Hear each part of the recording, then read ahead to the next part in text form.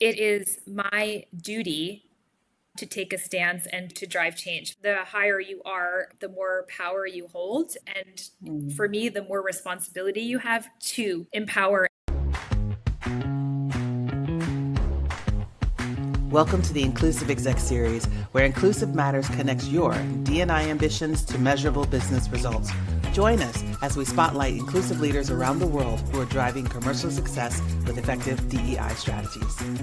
I'm Chandri Torbert from Inclusive Matters, and today we have Elisabeth Kurek with us, an American expat and international marketing executive. Elisabeth has 20 years of global experience, including marketing leadership roles at AWS, NTT, Jonas, and One and One. Elisabeth most recently served as CMO for PTV Logistics, a German-founded international tech company backed by Bridgepoint Private Equity and Porsche SE. Welcome, Elisabeth. Thank you, Chandra. It's a pleasure to be here with you. Great. So where are you in the world? I've been living and working in Berlin for about 7 years now. And in the tech sector of all things, what's it like with your work around diversity, equity, and inclusion? Yeah, so I've been in the tech sector now for 18 years, which saying that out loud even shocks myself because it seems like it was just yesterday. My very first role in tech, I had just finished my master's degree in educational linguistics, and the company was one called One and One. They had just launched in Germany, 42 people in the US at the time, and they hired me because I speak German. I had studied German in undergrad and college, and I got started knowing nothing about tech. In my interview, I still remember two of the elements. One of them, I had to read an article in classic German print publication and was asked questions about it to test my German. And then they asked me what a domain was, and I had no idea. So I can say at one point when I started, a person said to me, "Oh, what are you doing here? You're not going to last 3 months." And yeah, lo and behold, here I am, 18 years later, still here. After One and One, I was based in Florida for a few years for a company called Vario. It's part of NTT Communications, a Japanese company. Got into partner marketing, channel marketing, and really my first global experience. So from there, I was in Seattle for a few years, the company, the Parallels Holdings, and started out in audience marketing. But I had always wanted to live and work in another country and have that experience. So not just on business Okay. trips, which I had been doing pretty regularly, but really to live in a new country and get to know the culture, the working culture.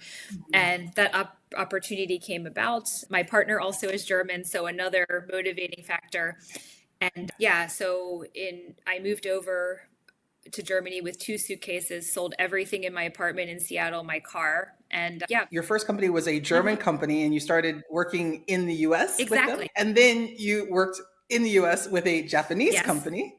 And then you said, okay, now it's time to really get your toes wet and see the world. And in Seattle, our company was international, but the founder was Russian. So that was also a very interesting experience. Excellent. I want to talk about more of the personal experiences while you were in this industry from your career, from your perspective.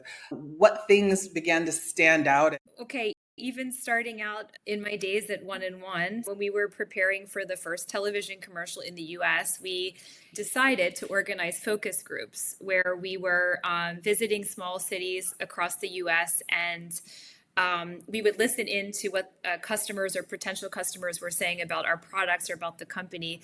And so I have very fond memories of that. First of all, the team itself, coming together. We had people from different backgrounds, different ages, and it just came about organically, right? And so we had some diversity there among the team. But then, even meeting the customers, our target customers were small business owners.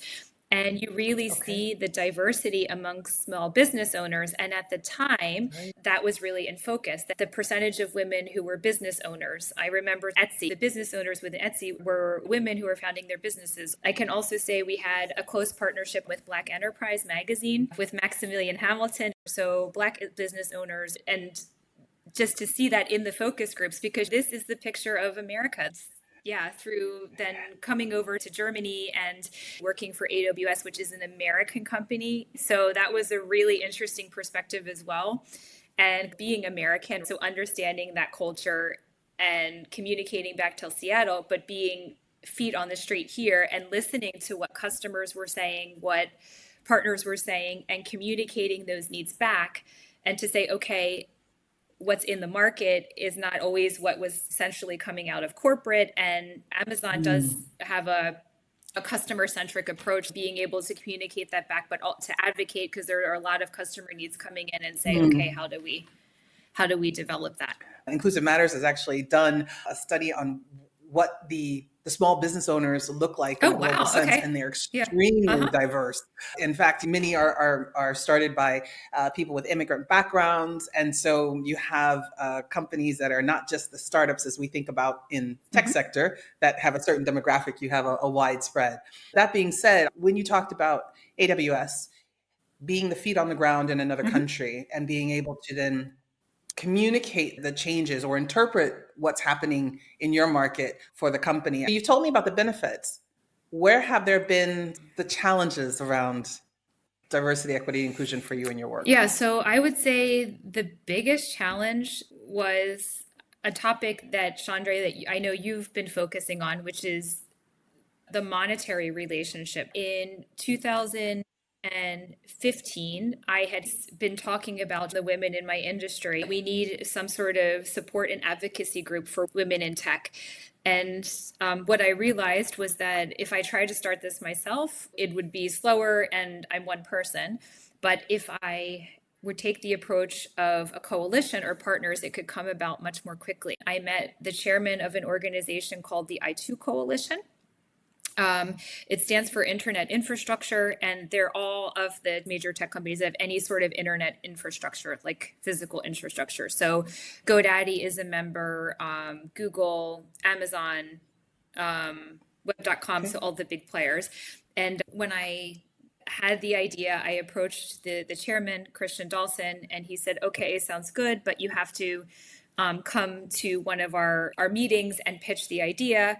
And Chandra, the first call that I was on, you have to understand it's also a tech coalition. So they do other things like legal matters or security technology, where I had no idea what most of the people were saying on the call. And I was a little bit nervous. And then I got on the call and I was like, yeah, hi, I'm Elisabeth. I'm here to present a topic on diversity and inclusion, and at the time, that DEI was not a term, right, in the mainstream, or at least in tech, that I'd heard. But surprisingly, we did get a lot of support for the group, but they have their guidelines, and they said, okay, you have to come back with a proposal and pitch it on the next call. So I prepared my points, came back, pitched, and it went through.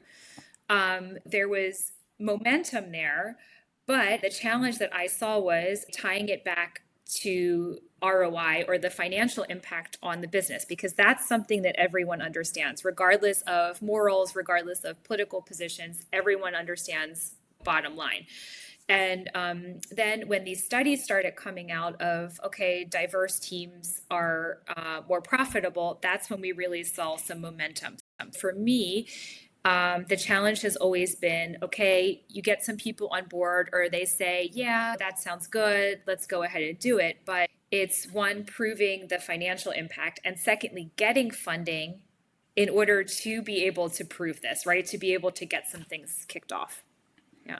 When you're talking about being able to make the business case for DEI, but what I connected with from many others who have shared a similar experience is that it's getting the buy-in, Yes. getting the discussion points to pivot to, okay, this is a topic that is affecting not just me, but also the leaders who don't expect to be considered diverse. And me being in a CMO position now and a marketeer by heart, it's the value prop, right? It's for executive leaders to see the value of DEI and why it's important for their business. So that's 100% the topic. Yeah.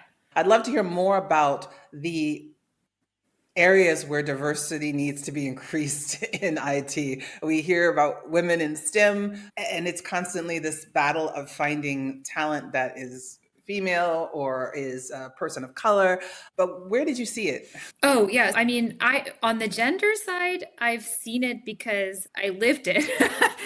The first tech conference I attended, it was in Washington, D.C., And I remember going there and walking in, like massive trade show, people everywhere. There were not a lot of women at the event. And I sat down and I started talking to a woman who was sitting across from me. And she said, yeah, I'm pretty sure that we were the only two women at that conference that were not booth babes. They're basically like hired sexy models to get the attention of the participants. They're there to get people to come over to the booth. I mean, we're talking like 2007. And even now, we're in 2024. And just recently, on a project that I was advising on, that topic came up. And you're like, really? I thought we were over this, but no, it's still a topic to this day. So, with you in marketing as your core function, where do you see that you've been able to connect your inclusive leadership style, skills, work to the results of the products and services that you've been out there promoting? One of the examples that comes to mind is the topic of working from home versus coming into the office. In the tech scene and living in Seattle formerly, that wasn't even a question. You could just work from forever. You get your work done, trust people, and it's done. And then coming over to Germany, that was the first time in like years I've heard of the term home office, and I was like, oh, okay, it's companies where you're required to come into the office. And this topic actually just came up because of Amazon's announcement from Andy Jassy that they're asking now the employees to come back in. That was not the case at AWS when I was working there. So let me ask, because it sounded like you said when you were in Seattle working with companies there, that it was the culture that remote Yeah. working was normal. Yeah. It didn't come up because of what happened with No. COVID. Yeah, this was Okay. really interesting. When I first moved there, and you have to understand too, because I moved from Florida to Seattle, that's a massive jump. So I remember when I first moved to Seattle too, and people be like, yeah, I'm working from a coffee shop tonight. I was like, oh, okay. Like I had to also get on board with it. Or like even the approach Okay. of, okay, we're sitting in a workshop. I'm also from the Northeast, so I'm like a go-go person. So also to learn from that and say, okay, sometimes we need to brainstorm and sit and reflect. But yes, that was quite common. It wasn't even a question. Like Okay. people would work from a coffee shop, or they'd say, okay, I have to go get my kids from school. And it just wasn't a topic. It just was part of the culture. Okay. Yeah. So the tech sector was already working with Yes. the asynchronous working style. And now AWS is saying that people come to the office every day. What do you think this is going to do to the work environment and the culture? I don't want to say that one approach is right or wrong. You have to see what works for you and for your business. At one of the other companies that I was working at, they had an office policy. And what I found is for people on my team, this would be a blocker. Were they working from the office every day? Yeah. And so what I saw was that it was not going to work. And my role as a leader is to lead my team, to support and empower them. And so I just said, look, do what you've got to do. I understand. And if you have any issues, if anyone says anything to you, if you have any pushback from HR, you tell them to talk to me. And you know what, Chandra, what's interesting, there was not a single case of that. So actually, there were no complaints. By giving the team also the freedom and the understanding to say, okay, I get it. We're in a situation that's out of the ordinary. It's okay to do what you can do today. And they actually wound up really performing. We definitely had hit our goals from an executive C-level perspective. There was no noticeable impact, right? Wow. Even though the employees had this freedom. Now, don't get me wrong, it depends on the type of business as well. That there's a business where it's face to face, that might not always be possible, but there are other things you can do to be flexible. You front loaded this expectation to your staff to say, do what you need to do.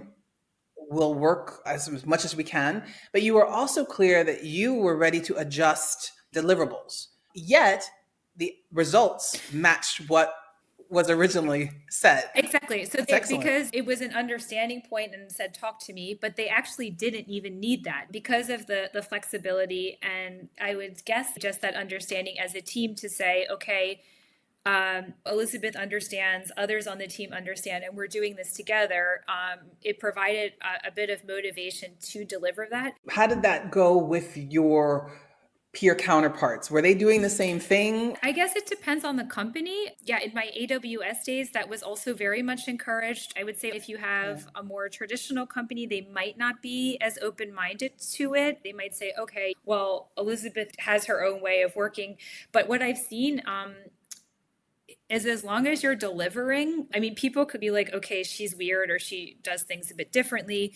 But if you're delivering, typically there are not as many questions raised. But another aspect of this is also with the leadership roles you're in, you have a level of influence that isn't necessarily present at the less senior Yes. levels. Somebody who might do things differently at the senior level is tolerated more. Like you said, that person's the odd one out. We'll let them do what they're doing because they've been doing it. We don't know how it's done yet, but let them handle Yes. it.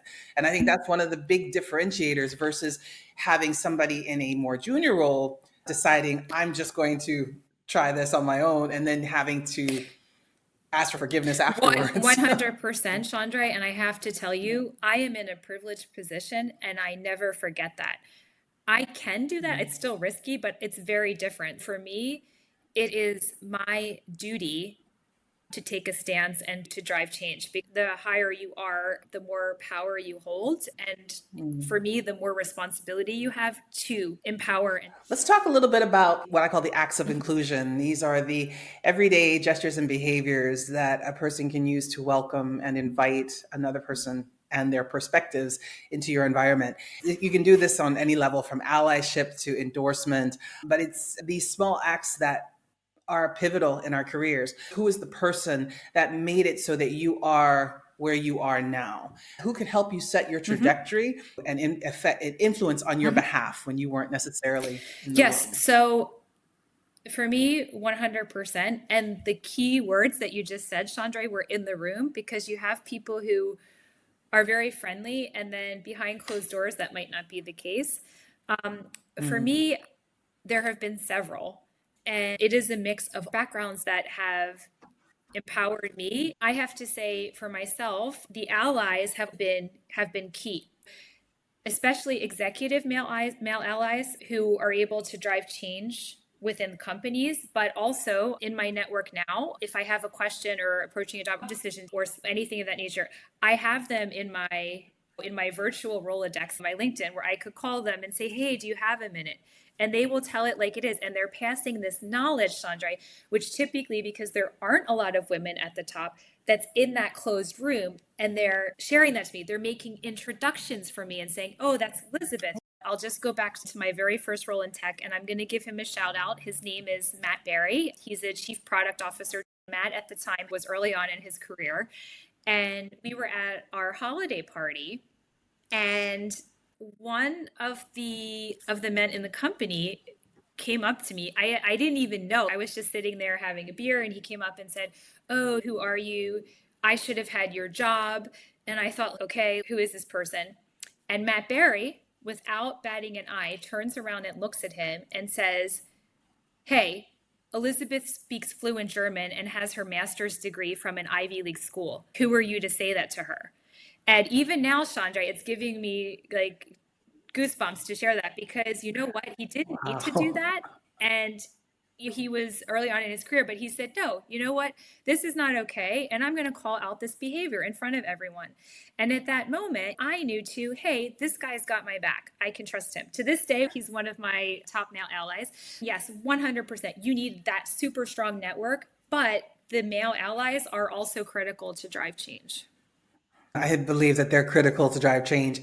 We all have privilege. I talk about this a lot. We all have different types of privilege, but the ability to reach the levels of leadership in the tech environment, there's still a lot of barriers. And either women, minorities, underrepresented groups can keep banging on that wall, just let us in, if you will, or you can have somebody from the other side of the wall just open the door. And Perfect. that's the ally Yeah.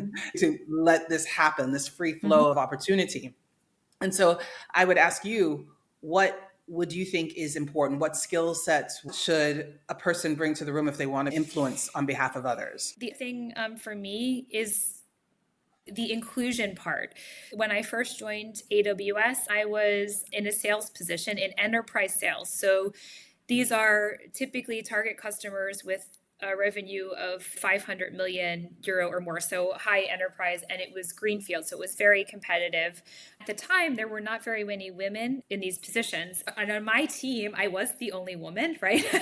And I was based in Berlin, but I was traveling to Munich, where the majority of my team was, and it's a very simple thing, but it went a long way. My colleague Christian just said, "Hey, Elizabeth, after work, do you want to go to the beer garden and have a beer?" And you know what, Chandra, that meant the world to me because I was just normal. I was just like two people having a beer. It wasn't like, oh, she's the woman in the office and I don't know if we should ask her. So it's the same thing I would say all the time, to include people, like even looking at your circle, women, or how many, when you're having a beer after work, how many people of color are in that circle? How many people from LGBTQIA community, just diversity in terms of participants? Are you not only in the workplace being friendly and smiling and saying diversity, but actually getting to know someone and being on that human to human level? That's what I found has made a difference. That active inclusion goes a long way. I worked in executive search, and a lot of times I would hear hiring managers say, "I want to be around somebody I can have a beer with." And I would always chuckle because it makes sense. It makes you feel comfortable. Here's also an interesting perspective. I've turned it to I would have a beverage with, because you have a huge network out there. I've been in the Middle East working where drinking alcohol is not a part of their cultural norm. But what activities do you do to be inclusive? I remember those happy hours. But at the same time, it's amazing to see how many people will back out very politely without a reason. But oftentimes it might be because there are just some cultural norms that aren't necessarily being met. That's the start process. People have the best intentions, and we want leaders to have those intentions and make the action and make those introductions. What would be an aha moment for you in your career about DEI? Just through our call and throwing out Maximilian's name earlier, I would like to give an example. It was a moment of learning for myself. So I mentioned when I was working at One and One, we had been advertising in Black Enterprise magazine. And Maximilian Hamilton, who was our partner at the time, said, "Okay, why don't you all come down to the Black Enterprise conference in Atlanta?" And I was like, "Okay, sure." Yeah. Is it your hometown? Oh, awesome. Okay. Yeah. So we go and we go check in to the hotel the night before. And Chandra, I was like, at that party that night, the reception party, I was the only white person in the room. Okay. And from that experience, I am grateful to Max to this day. That was my moment where I thought, okay, imagine how you would feel if you were the only Black person in this room. And my experience of that, of being in the minority for once in my life, because yes, I'm a woman, but I'm a woman with light skin and light hair. So I haven't experienced that. I haven't experienced discrimination. I haven't experienced those types of things. And for me, that was, even though it was early on in my career, something that has shaped me. Yeah. In Europe, gender is diversity. Yeah. That's how it's just been defined. Every company, that's what we talk about, just gender.